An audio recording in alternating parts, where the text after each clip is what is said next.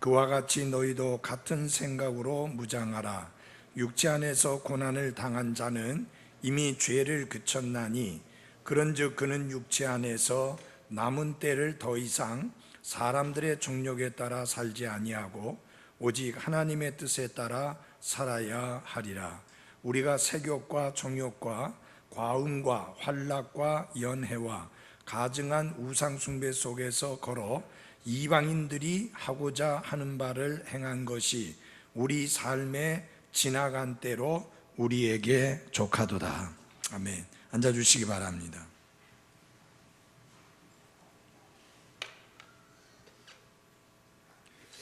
이 땅 위에서 드린 가장 위대한 기도가 있다면 그것은 내 뜻대로 하지 마옵시고 아버지의 뜻대로 하옵소서라는 예수님의 기도라고 생각되어집니다. 우리 주 예수님은 이 십자가의 고난이 하나님의 뜻을 따라 주어지고 있다는 사실을 분명히 아셨습니다. 그러므로 이 고난을 받아들이실 수 있었고 또 이것은 당연히 우연한 상황의 전개가 아니라 하나님의 뜻 가운데에서 이 고난이 주어졌음을 예수님께서는 분명히 아셨습니다. 그래서 이 고난을 기꺼이 받아들이실 수 있었던 것입니다. 이제 우리의 생명의 길이가 이 땅에서 얼마만큼 남았든지 간에 중요한 것은 하나님의 뜻이 어디에 있는가 하는 거기에 달려 있습니다. 이것이야말로 모든 그리스도인들이 가져야 할 가장 중요한 관심사이어야 하는 것입니다. 자, 예를 들어서 나에게 고난이 오느냐 안 오느냐, 그보다 더 중요한 문제는, 또 중요한 관심은 내 삶을 통해서 하나님의 뜻이 어떻게 이루어지느냐 하는 것이 되어야만 하는 것입니다. 자, 전에도 말씀을 드렸고 또 아침에도 말씀을 드렸습니다. 우리가 구원받기 전에 하나님의 뜻이 어떻게 우리에게 여겨졌습니까? 하나님의 뜻이 어떻게 보여졌습니까? 우리의 욕구를 속박하는 것으로 보여졌습니다.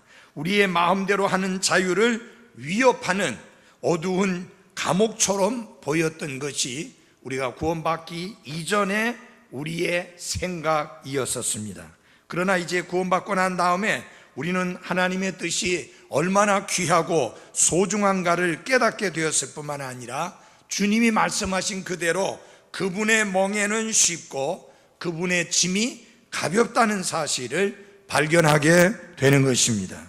예수님은 거짓말 하시지 않으시는 분이시지요. 예수님이 분명히 말씀하셨잖아요. 내 멍에는 쉽고 내 짐은 뭘 하다고? 가볍다고 분명히 말씀했습니다. 문제는 주님이 우리에게 지어주시는 멍에가 무겁게 느껴진다면 그 내게 문제가 있는 겁니다. 그게 어렵다고 하면 그것이 내게 문제가 있는 겁니다. 주님이 우리에게 지어준 짐이 가볍다고 분명히 말씀하셨는데 그렇게 무겁게 느껴진다면 문제는 나에게 있는 것이지 결코 주님의 말씀에 있지 않습니다. 이 멍에라고 하는 것은 맞지 않으면 너무 고통스럽고 너무 힘듭니다. 근데 주님이 분명히 말씀하셨죠. 내 멍에는 쉽고 내 짐은 가볍다. 그 멍에가 쉽다는 말은 내 몸에 맞는다는 뜻입니다. 나에게 잘 맞는다는 뜻입니다. 우리가 잊지 말아야 될 것은 나를 향한 하나님의 뜻은 항상 나에게 가장 잘 맞는 것입니다. 그래서 우리의 남은 여생을 어떻게 살아야 된다고요? 사람의 정욕을 따라 살지 말고 하나님의 뜻에 따라 살아야 하는 것입니다. 그래서 나의 삶의 목적이 하나님의 뜻이 내 삶을 통해서 이루어지는 그것이 내 인생의 가장 성공한 그런 삶이라고 생각을 하고 그렇게 살아가는 그런 그리스도인의 모습이 되어야만 하는 것입니다. 자, 우리가 생각해 봐야 될 문제가 있습니다. 그것은 우리가 구원받기 전에 우리의 욕심을 따라 살았습니다. 우리의 정욕을 따라 살았습니다. 하나님의 뜻은 우리의 관심사 밖의 것이었습니다. 그러나 이제 그리스도 예수님 안에서 하나님의 자녀로 다시 태어났고 새로운 창조물이 되었기 때문에 우리의 최고의 관심사는 하나님의 뜻이어야 합니다. 우리의 정욕이 아닙니다. 우리의 욕심이 아닙니다. 우리의 생각이 아닙니다. 우리의 고집이 아닙니다. 우리의 뜻이 아닙니다. 오직 하나님의 뜻이어야 합니다. 그래서 하나님의 뜻을 따라 우리의 남은 여생을 살아가야 합니다. 근데 때로는 하나님의 뜻을 따라 살기 위해서는 대가를 지불해야 합니다. 대가를 지불함이 없이는 결코 우리가 하나님의 뜻에 따라 살아갈 수가 없습니다.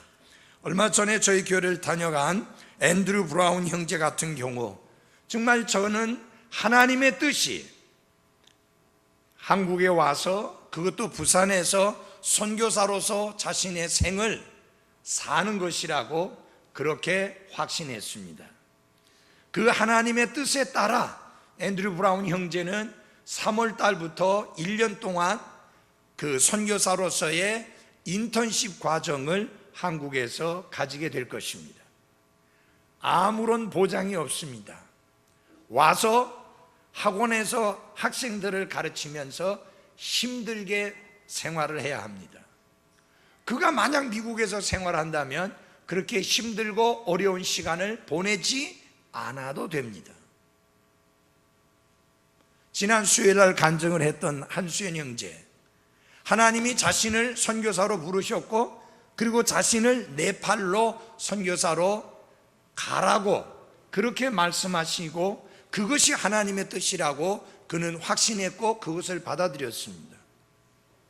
그 결과 그는 아무런 보장도 없이 네팔에 선교사로 나아가서 지금 현재 거기서 선교 사역하고 있는 그 데이비드 클라우드라고 하는 선교사님과 함께 선교 사역을 하게 됩니다.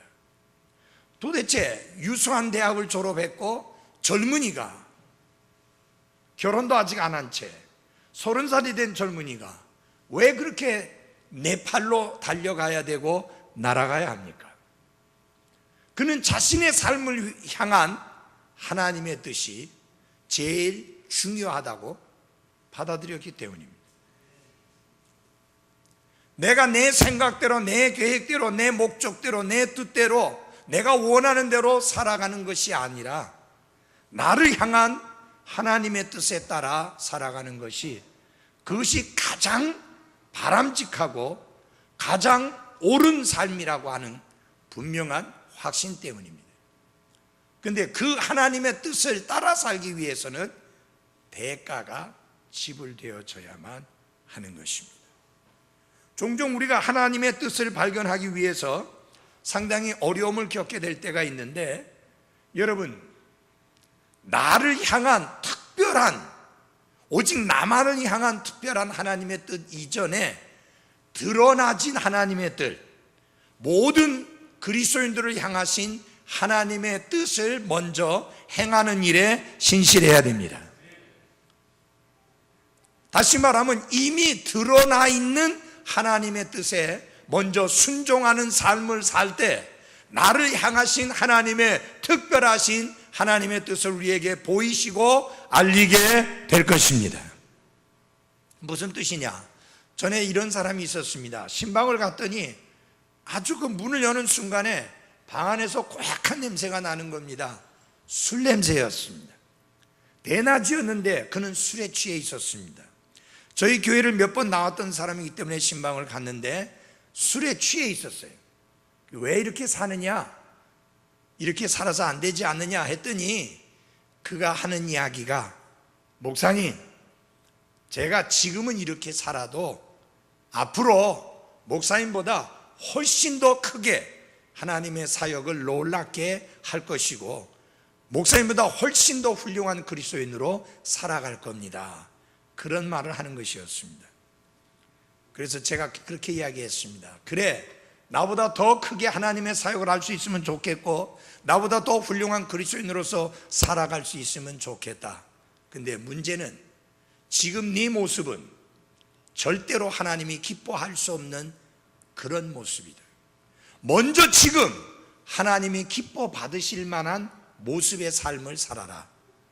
그리해야 하나님 앞에 크게 쓰임도 받고 하나님 앞에 훌륭한 믿음의 사람으로서의 모습으로 살아가게 되지, 이렇게 살아가면서 어떻게 그런 삶을 살겠느냐. 지금도 그는 바로 살고 있지 않습니다. 벌써 수십 년의 세월이 흘렀습니다. 아마 그도 50이 넘어서 60주를 가까이 가고 있을 겁니다. 여러분, 나중에 뭐 어떻게 잘하겠다, 그게 중요한 게 아닙니다. 지금 드러난 하나님의 뜻에 순종해야 합니다.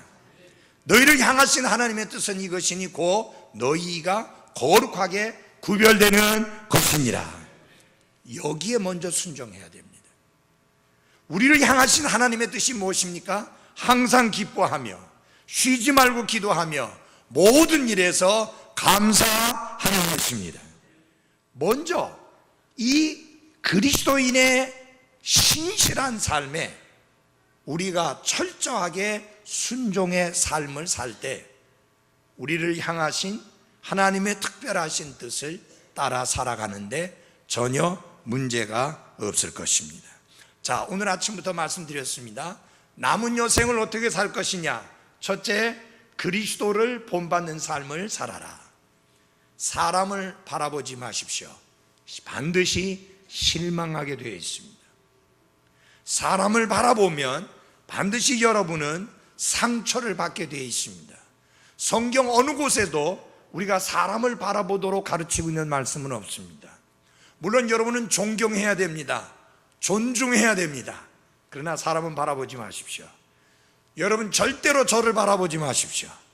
그러나 여러분이 저를 사랑하고 하나님의 사람으로서 존중하고 하나님의 사람으로서 존경하지만 절대로 저를 바라보지 말고 여러분의 눈길은 항상 우리 믿음의 창시자요 우리 믿음의 완성자이신 예수 그리스도에게 고정되어 있어야만 하는 것입니다. 자꾸 바라보게 되면 그분을 닮게 됩니다. 맞아요? 그래서 아이가 둘이 크면서 하나이는 자기 책상 위에 뭘 붙였는가? 총잡이, 서부 총잡이 사진을 붙여놓고 컸습니다.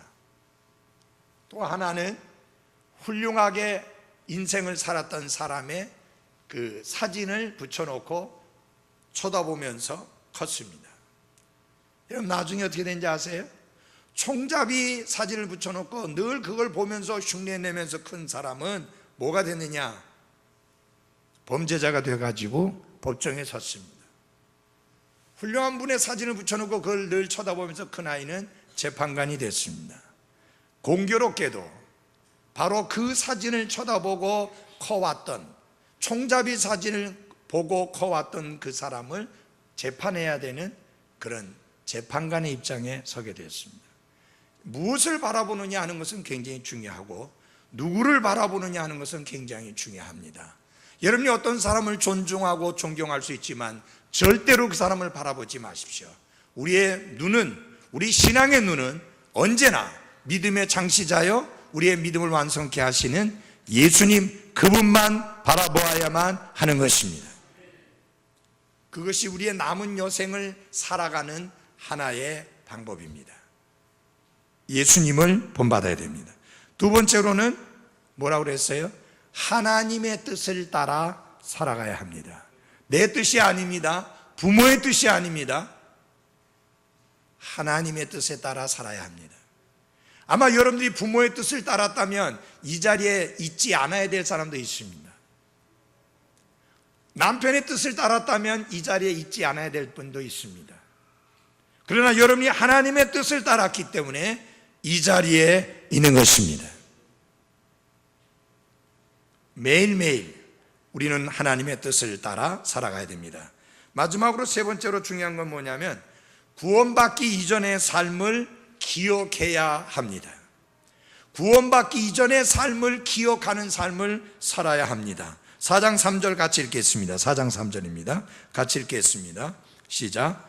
우리가 세욕과 정욕과 과음과 환락과 연애와 가증한 우상 숭배 속에서 걸어 이방인들이 하고자 하는 바를 행한 것이 우리 삶의 지나간 때로 우리에게 족하도다. 사도 베드로는 과거의 삶을 회상시키면서 그때 그렇게 살았던 것으로 시간이 충분하고 족하다. 그래서 그 낭비해버린 세월들, 하나님을 욕되게 했던 그 세월들, 하나님이 기뻐 받을 수 없었던 그 세월들, 지난날에 살아왔던 그것만으로 충분하니 더 이상 그런 삶으로 살지 말라고 권면하고 있는 것입니다. 여러분, 우리는 다시 과거로 돌아갈 수 없습니다. 그런데 사도 베드로는 지금 이렇게 권면하는 것입니다. 우리가 구원받기 전에 끔찍한 삶을 살아왔는데 그것은 그 마음속에 그리스도가 없는, 하나님이 없는 이방인들의 뜻, 이방인들이 하고자 하는 바를 행하는 그런 삶인데 이제 그리로 결단코 돌아가서는 안 된다라고 이렇게 권면하는 것입니다. 사랑하는 여러분, 여러분이 구원받고 난 다음에 꼭 기억하셔야 될 것이 있습니다. 구원받기 이전에 내가 얼마나 비참하게, 내가 얼마나 가련하게, 내가 얼마나 불쌍하게, 내가 얼마나 어리석게, 얼마나 미련하게 살아왔었던가를 반드시 기억하셔야 합니다. 그 날들이 좋았던 날들이 아니었습니다. 그래서 베드로 사도는 베드로전서 1장 14절에서 전에 알지 못하던 때에 이전 정욕들에 따라 너희 자신을 꾸미지 말고 오직 너희를 부르신 분께서 거룩하신 것 같이 너희도 온갖 종류의 행실에서 거룩할지니라. 그래서 종종 우리는 구원받기 이전에 내가 어떻게 살아왔는지를 돌아보면서 회상해 보면서 그 끔찍했던 생활을 되돌아보면서 결단코 내가 그런 삶을 더 이상 살지 않겠노라고 마음속에 작정하고 결단하는 그런 그리스도인의 삶이 되어야만 하는 것입니다. 그리고 특별히 우리가 기억해야 될 것은 뭐냐? 그때 죄의 노예로서 끔찍하게 살았던 삶을 생각을 해야지. 야, 그때는 내가 죄를 마음껏 즐겼었는데, 그때는 내가 하고 싶은 대로 멋대로 마음대로 살아왔었는데, 이런 식으로 생각하시면 안 됩니다. 누가 이렇게 했는지 아세요? 이스라엘 백성들이 그렇게 했습니다. 여러분, 이스라엘 백성들이 그들의 길이 힘들고 어려울 때마다 괜히 우리를 끌고 와서 이 광야 들판에서 죽게 만든다고 모세에게 원망하면서 무슨 소리를 하느냐면은 지난날 이집트에 있었던 생활을 이야기합니다. 근데 하나는 쏙 빼고 이야기합니다. 이집트에서 끔찍한 노예 생활을 했다는 말을 한 번도 말 안 합니다. 그건 말 안 하고 우리가 고기 가마 곁에서 고기도 먹고 부추도 먹고 마늘도 먹고 맛있는 거 먹었다는 거예요. 잘 지냈다는 겁니다. 여러분, 노예가 뭐 잘 지낼 수 있습니까? 우리가 출애굽기 2장에서 보지만 그들의 노예로서의 삶이 얼마나 비참하고 얼마나 끔찍했는가를 잘 알고 있습니다. 그러나 그들은 과거에 이집트에 있었던 그때를 말할 때마다 노예 생활한 건 쏙 빼버리고 그때 잘 먹었다는 말만 합니다. 여러분, 잘 먹지도 않았으면서. 여러분, 한 가지 잊지 마십시오.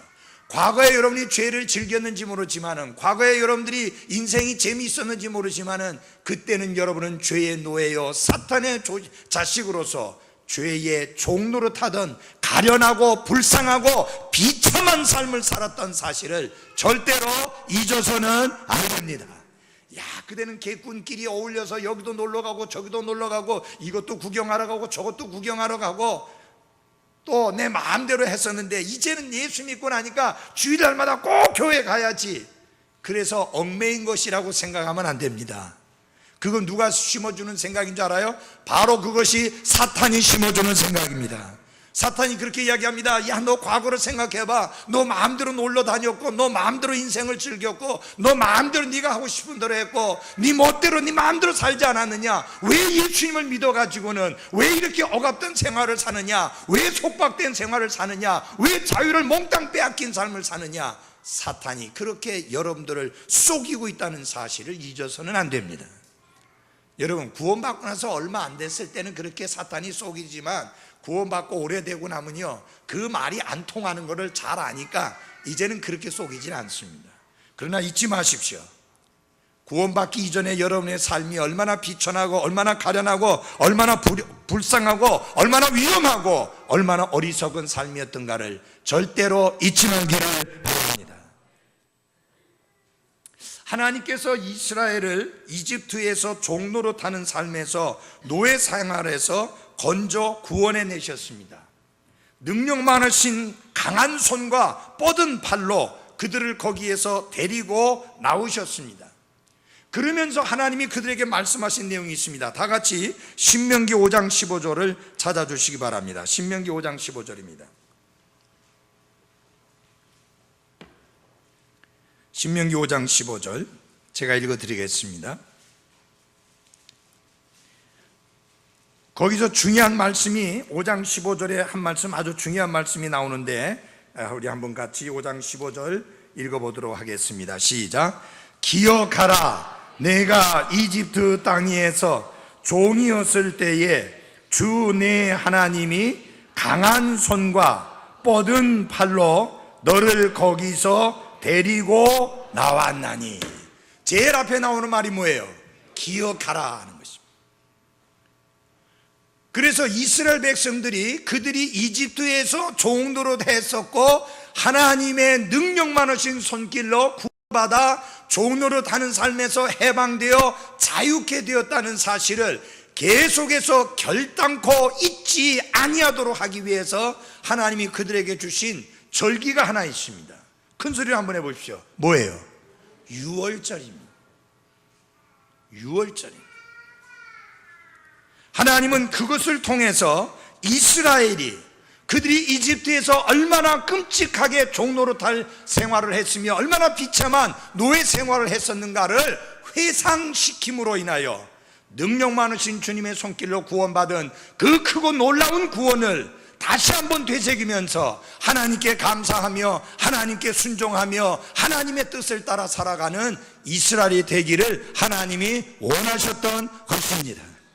여러분들 이 신명기 말씀을 계속 읽어보시게 되면 제가 신명기 말씀을 계속 보면서 발견한 내용인데 얼마나 자주 그 내용을 반복해서 말씀하고 있는지 모릅니다.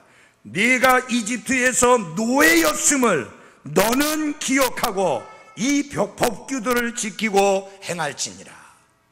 너희들이 이집트에서 노예였던 사실을 기억하고 내가 너희에게 준 말씀에 순종하고 그 말씀을 지키거라.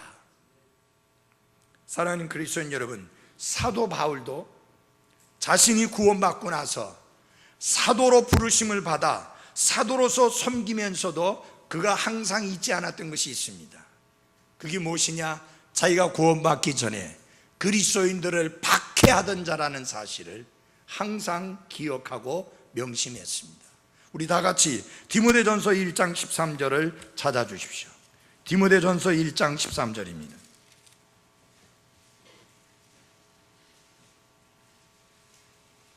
디모데전서 1장 13절.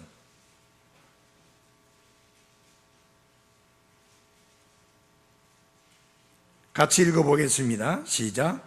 내가 전에는 신성 모독하는 자요 핍박하는 자요 해를 끼치는 자였으나 도리어 긍휼을 얻게 됨은 내가 믿지 아니하는 가운데 알지 못하고 그것을 하였기 때문이라.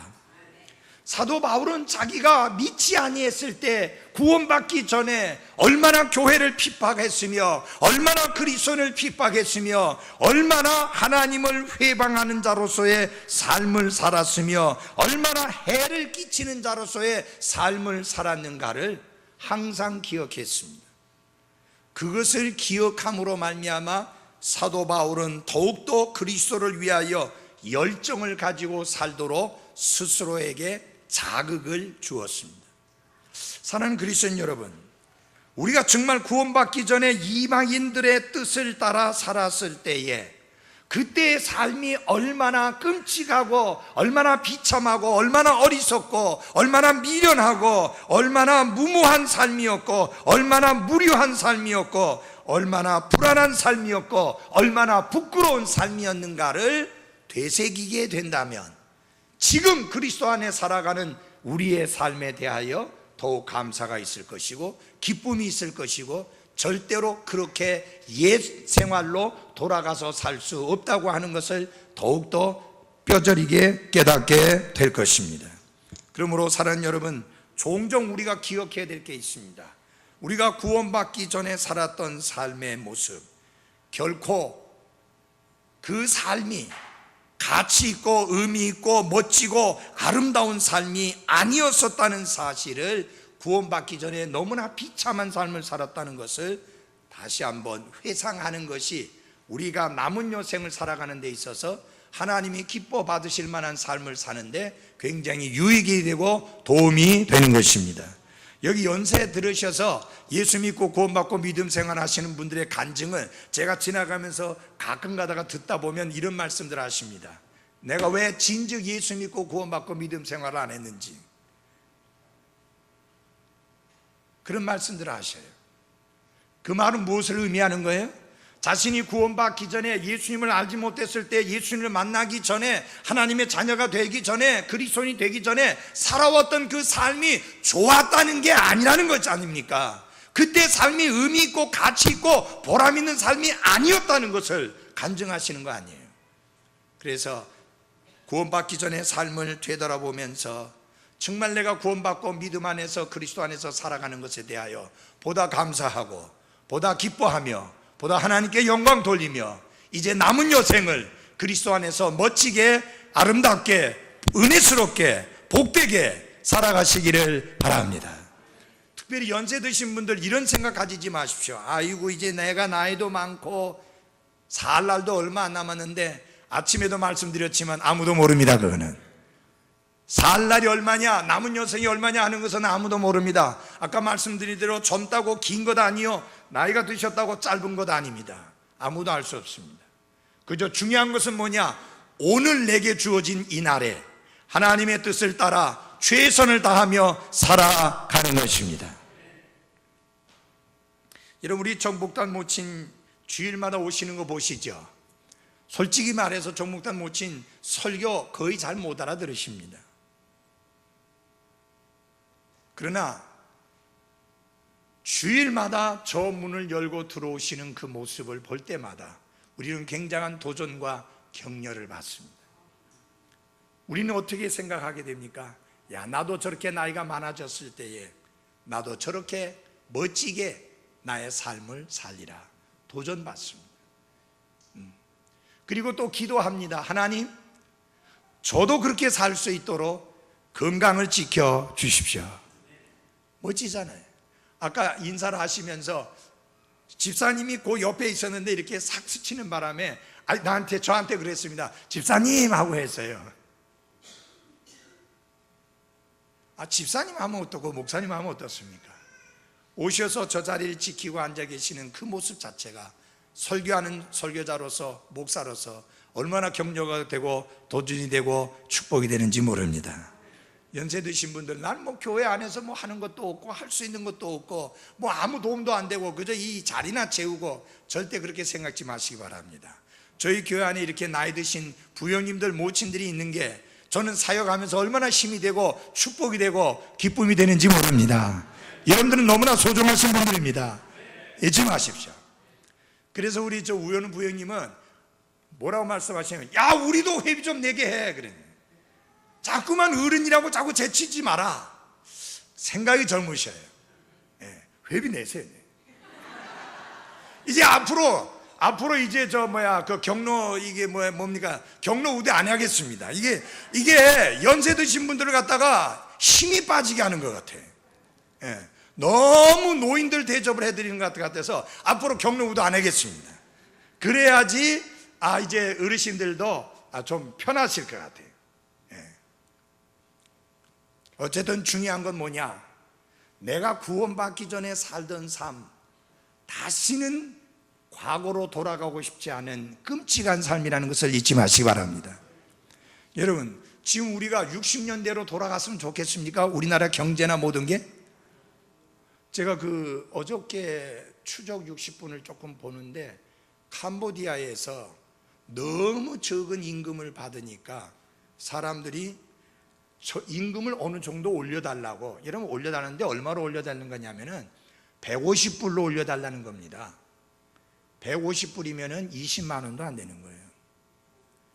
지금 110 몇 불 받고 있는데 150불, 그러니까 한 16만, 17만, 16, 7만 원 정도로 임금을 올려달라는 겁니다. 이른 아침부터 저녁 때까지 일을 하는데, 그래서 시위를 했어요, 노동자들이. 근데 여러분, 총을 쏴댔습니다. 그래서 쇠망치로 때리고, 그 다음에는 총을 쐈는데 여러분, 총알이 얼마나 큰지 놀랐습니다. 이렇게 큰 총알을 그 사람들에게 쏴댔습니다. 그리고는 4명 죽었다고 발표했는데 4명은 미처 그 군인들이 그것도 공수부대를 투입을 해서 총을 쏴서 죽였는데, 4명은 어째서 4명이냐면 군인들이 미처 차에다 군용차에 싣고 가지 않은 사람들을 제외한 4명입니다. 여러분, 사람답게 좀 살겠다고, 그것도 많이 올려달라는 것도 아니고 17, 8만 원 달라고 하는데 그걸 무차별하게 쏴서 죽였습니다. 우리나라 60년대보다 더 어려운 것 같더라고요. 여러분, 그때로 돌아가고 싶은 분이 있어요? 여러분, 그것보다 더 끔찍한, 6.25 전후보다 더 끔찍한 삶이 구원받기 이전에 불신자였을 때 우리 삶의 모습이었다는 것을 잊지 마십시오. 기억해야 됩니다. 우리가 죄의 노예였었다, 사탄의 노예였었다, 죄의 종이었고 죄의 종로로 됐으며 우리의 육체의 정욕을 따라 살며 하나님을 대적하고 하나님을 거역하고 하나님의 말씀에 외면하며 살아왔던, 그리스도인들을 핍박하고 그리스도인들을 박해하고 그리스도인들을 해롭게 했던 그 삶, 절대로 그리로 돌아가서는 안 되잖아요. 우리가 그 상황 속에서 하나님의 은혜로 값없이 회개와 믿음을 통해 구원받은 이 엄청난 사실을 인해 감사해야 합니다. 제가 목사로 헌신할 때는요, 어떤 각오가 되어 있어야 됐느냐 하면, 신학교에 가겠다고 헌신을 하고 할 때는 어떤 각오가 되어 있어야 되었느냐 하면, 그거 없이는 신학교를 못 갔어요. 그게 뭐냐? 굶기를 먹듯이 하겠다는 각오. 다시 말하면 굶을 각오가 되어 있지 않으면 신학교에 못 갔습니다. 저희가 목사님 댁에 한 번씩 놀러 가면 그냥 가면 안 됩니다. 각자 자기 먹을 걸 챙겨가야 됩니다. 라면을 사가든지 국수를 사가든지. 왜 그렇게 해야 되느냐? 내가 가서 먹으면 그 시간에 목사님 가족 중에 누구 하나가 못 먹어야 합니다.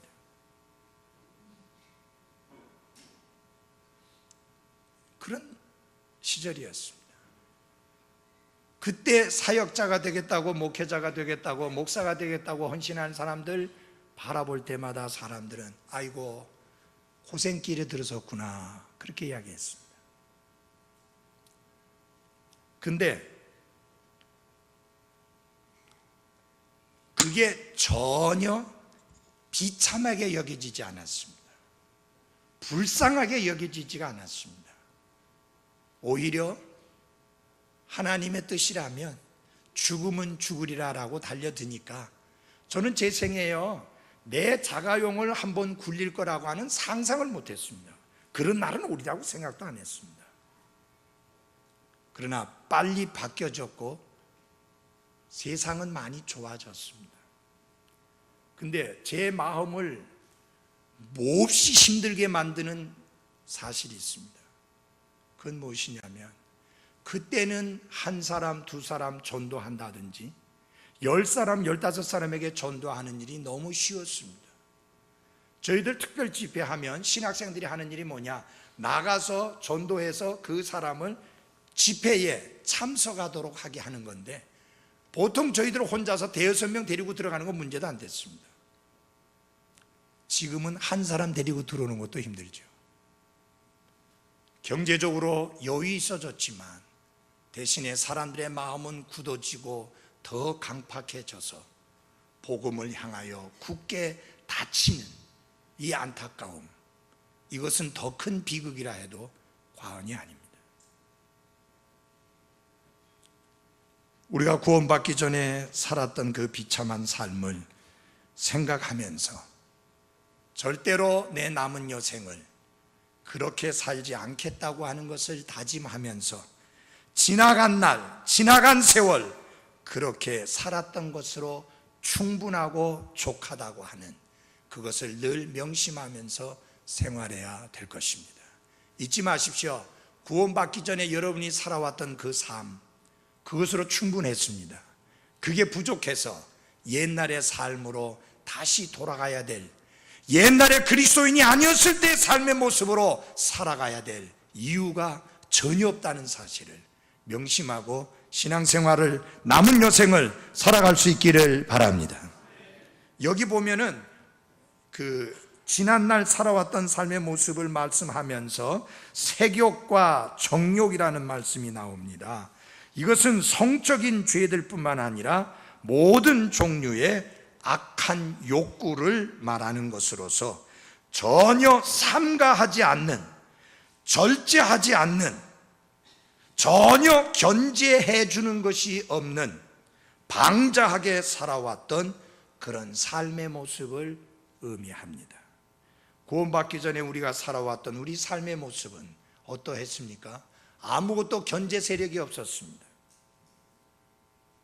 그저 우리 멋대로, 우리 마음대로, 우리 마음의 욕구를 따라 살아왔던, 그래서 그 삶을 한마디로 표현하면 뭐냐?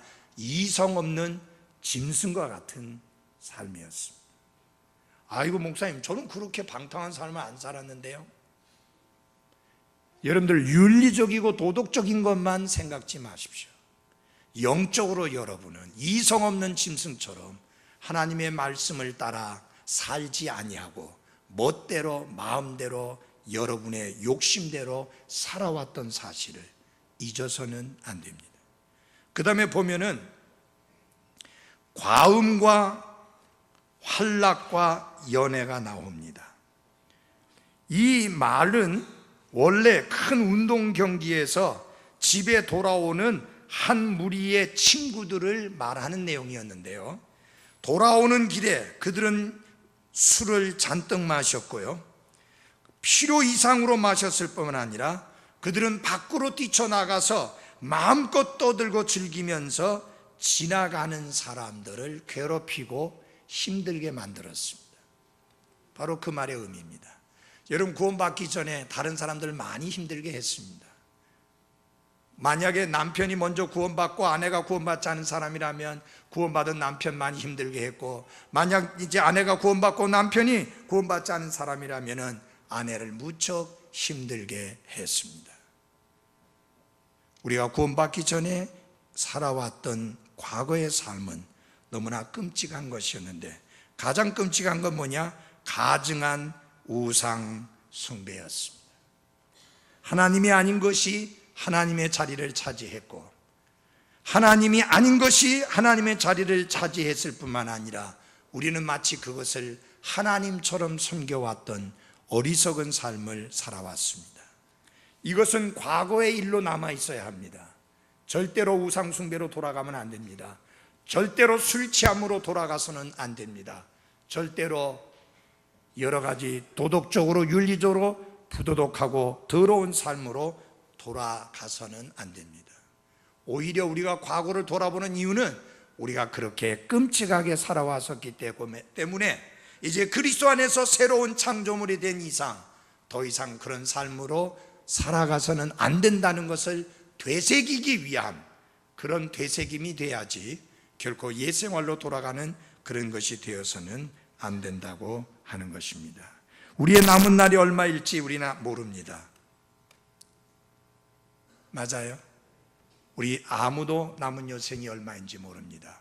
부지런히 그리스도를 본받으며 하나님의 뜻을 따라 살며 그리고 우리가 구원받기 전에 얼마나 비참했던가를 기억하면서 그리스도 안에 살아가는 이 삶을 온전히 누리며 살아가는 여러분과 제가 될 수 있기를 바랍니다. 기도하겠습니다.